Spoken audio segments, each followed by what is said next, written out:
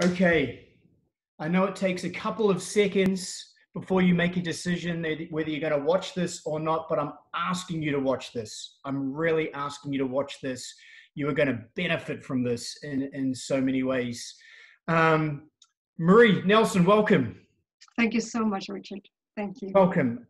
I'm honored to have you on today. Marie has one of the most inspirational stories you will ever hear. It is unique and it needs to be told.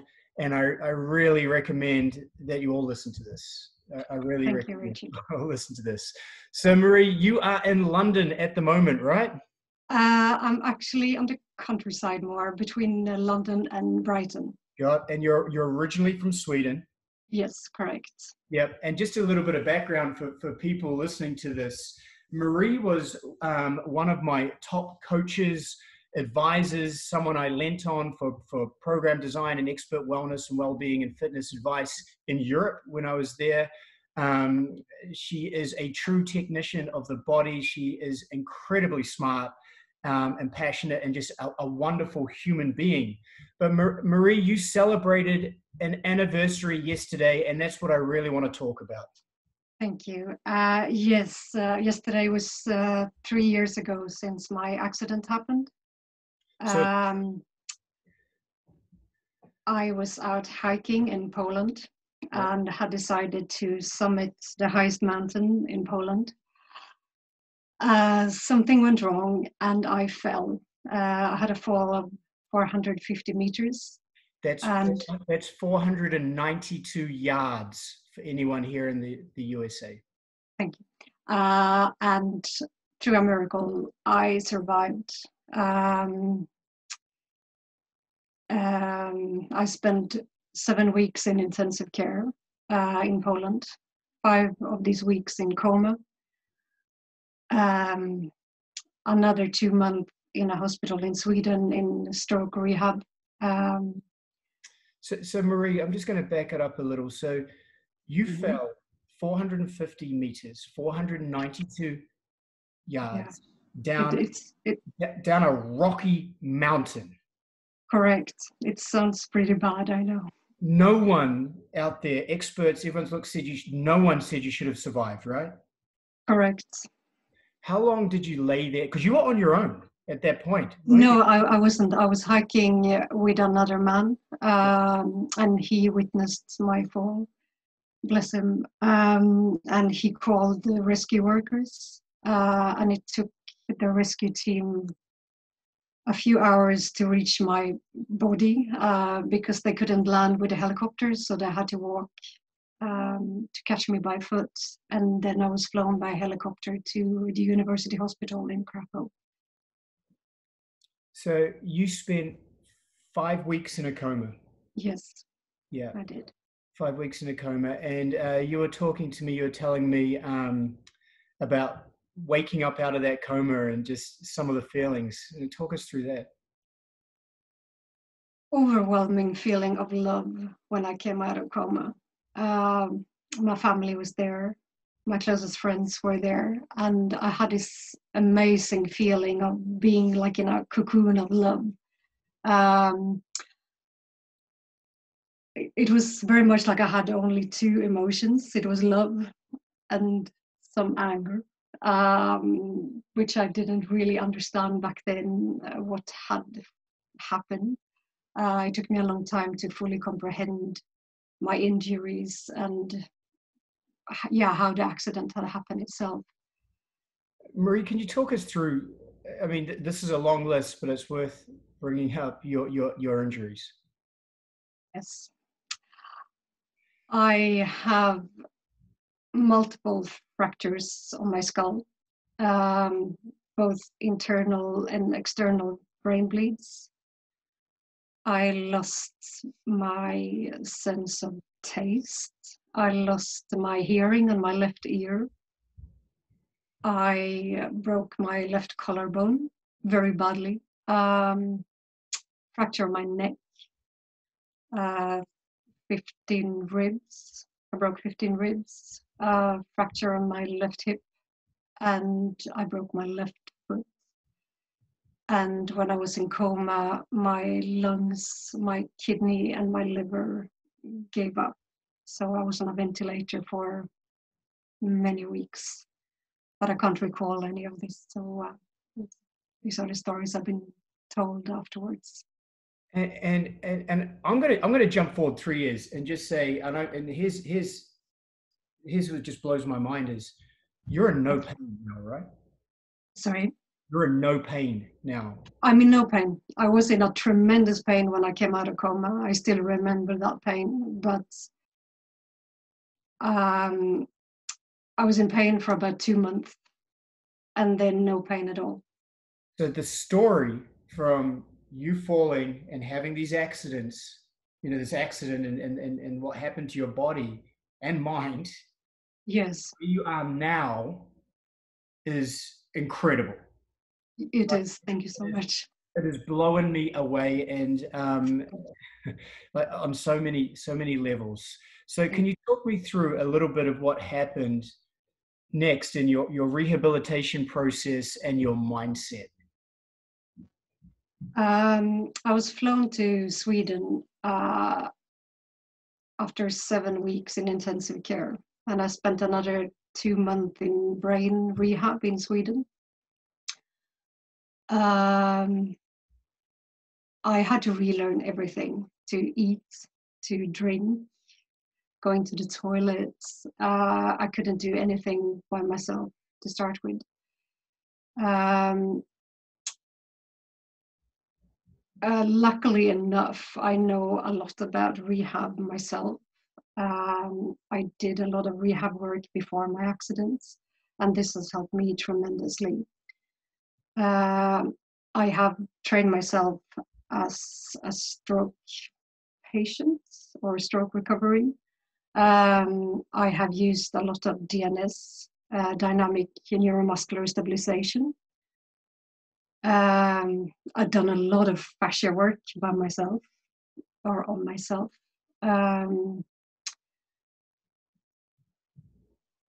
Of course, I've had very, very difficult days where I questioned everything. I have also spent a lot of time meditating, writing. Writing is one of my best therapies. I try to write a little bit every day, and hopefully there will be a book one day. There needs to. Thank you.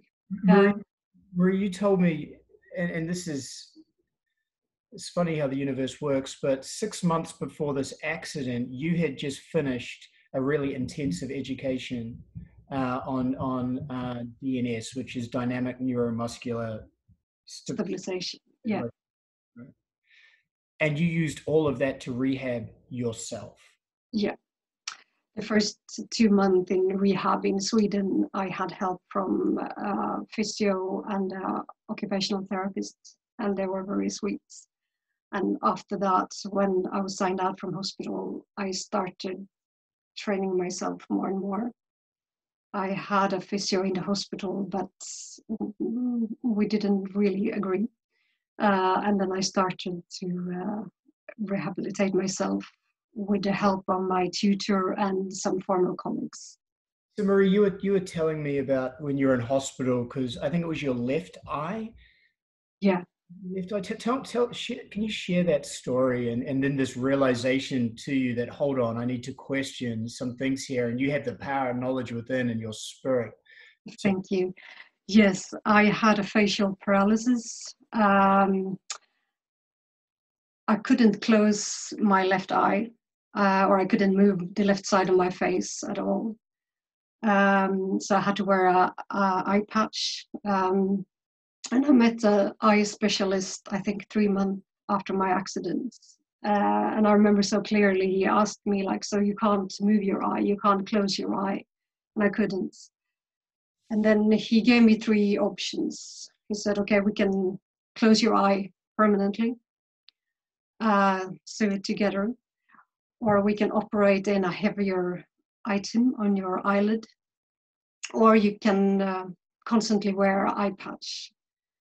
And at that time, I was still in a wheelchair. And I remember coming back to my room in the hospital, and I rolled into the bathroom, and I was sitting in front of the mirror and thinking, like, I don't believe this. This is not what I want. And then I started thinking how I could retrain my face. And I remember one of my colleagues once said that you can copy the good side.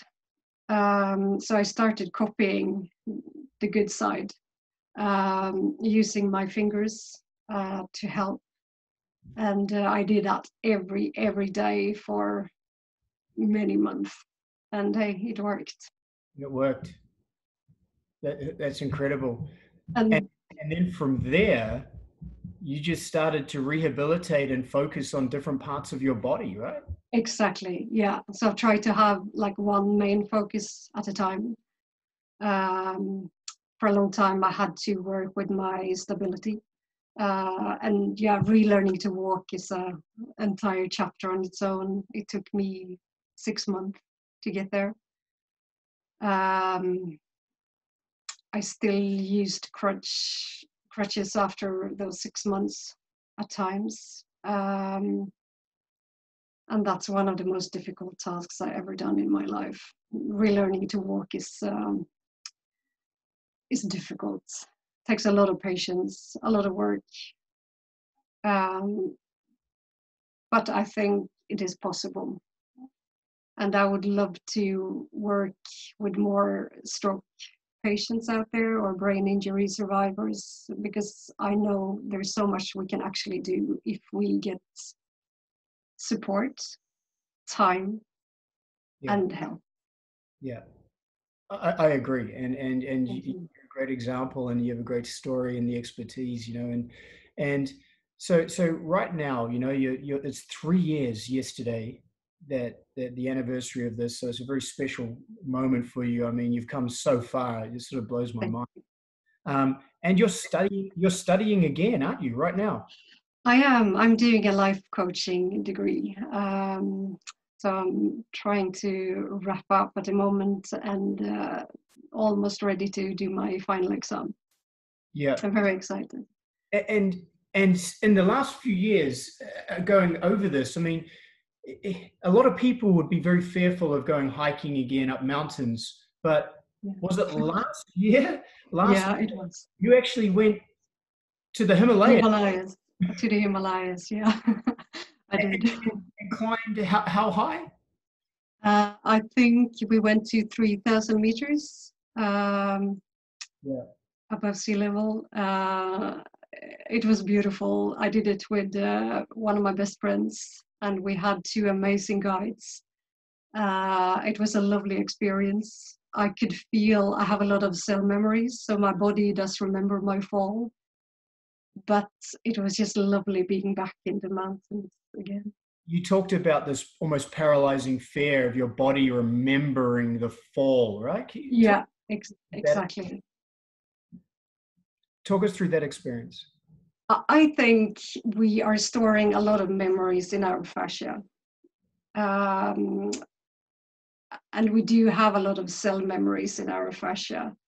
So even though I don't recall my accident in my thoughts, in my mind, my body could feel it. Yeah. So I felt my steps were getting very hesitant at times, and I had to take a break to just think and to breathe. And I was fine again. That's incredible. Exhausted, but fine. I mean, that's incredible that you've overcome that. And I mean, we don't need to go too deep into this, but can we talk about, you've spiritually, you've felt sort of very enlightened since going through this? Yes, I do. I have gained so much wisdom and intuition. And I think for the first time in my life, I dare to really trust my intuition. I trust my visions more than ever before. and sometimes I can get this really strong feelings, like during my rehab, that's no, I don't want to do this, and there must be another way, and believing in my intuition, to put it simply. You know, I could feel it coming through the camera here. You have this sort of this aura about you. You absolutely do, you know, and Thank you. and I'm amazed, you know, because I remember when this accident happened, and I remember a post going up on social media from someone, yourself, talking about it. I saw images of you in hospital. I saw X-rays of your skull, and no one should have survived that, and you did. I know. You know? I feel actually, how should I say that? I feel chosen, and I feel very privileged in a way that this happened to me. Not that I want to go through it again, but I do feel chosen, and I would love to share my story and the wisdom I have gained, the knowledge I've gained to help others. I mean, that's my next question is what's next for you? But this combination of your experience, your knowledge on the body and mind that you had beforehand and you have now, and your life coaching, it's a great combination. So what's next for you? Thank you. I'm really itching to go back to work. But I know I don't, my energy is very unstable. Yeah. So I know I can probably work just 1 or 2 hours a day, but I would love to go back to work, doing both lifestyle coaching and personal training, rehabilitation. Ideally working from home where I don't have a lot of stimulus, as I'm very sensitive to both noise and light and movements around me. But then again, as I told you when we talked last time, I moved from Belgium after my accident, where Belgium has been my home for 20 years. And now I'm based in Sweden. So I would have to restart everything from scratch. I think, you know, one thing going through, you know, COVID has shown all of us is that, you know, we can break down geographical barriers, you know, and so you're coaching on Zoom like this and sharing your knowledge of the body and everything else in life coaching, you know, you will be a success. I know that. Sure. Thank you so much, Richard. You absolutely will. So can we just touch on, you know, you talked a little about this, about brain fatigue, you know, about brain fatigue, you know, it's hard for people to associate with what that is if they haven't experienced it. So talk to us about that. Brain fatigue is a very nasty thing, very debilitating. I would like to talk about it a little bit. Like, for me, it feels like a fuse box. And it comes without warning. So you have one fuse that goes. And for me, the first one that goes is my ability to understand both written and verbally. And my second fuse is my own speech. And then my balance goes. And then I know I would just have to rest. Otherwise, I have no idea what would happen. Yeah. And often this brain fatigue comes when you least expect it. It's you can't do anything when it happens. Watching TV is way too difficult. You can't read anything. Having a conversation is almost impossible. And then you need to rest. And yeah, it's not easy to live with. It's difficult to plan anything. And it's very difficult for others to understand. I often get this comment like, yeah, but you were fine yesterday, or you were fine this morning. And then all of a sudden you have this crash. And I understand it's difficult for people around to comprehend. Yeah. I understand that. I understand that completely. Thank you. So Marie, you've got an incredible story. on so many levels, and you're an inspiration. And I know that people watching this will get a lot from it and feel inspired as I am now. And it's sort of, and you're stuck in London at the moment, right? You can't Yeah, I'm stranded here in the UK in the south, but I'm happily stranded here. yeah, I'm actually very happy to not spend my time alone. yeah, got it. So Maria, I just want to say thank you. You know, you were an inspiration and support to me on many levels before, you know, Thank you so much. because you do talk about before and after, and now after as well. And I love this, that we've got to reconnect and to share your story, and through all of this, your passion to get back in and help others. It's the strongest feeling I have. I want to pay it forward. Both to people who have helped me. I've been very blessed in my life to meet wonderful people, and I want to pay it forward. I really do. Marie, you are awesome. Thank you so much. Thank you for reaching out. No worries. No worries, Marie. Let's stay in touch, okay? Thank you, Marie. Thank you so much.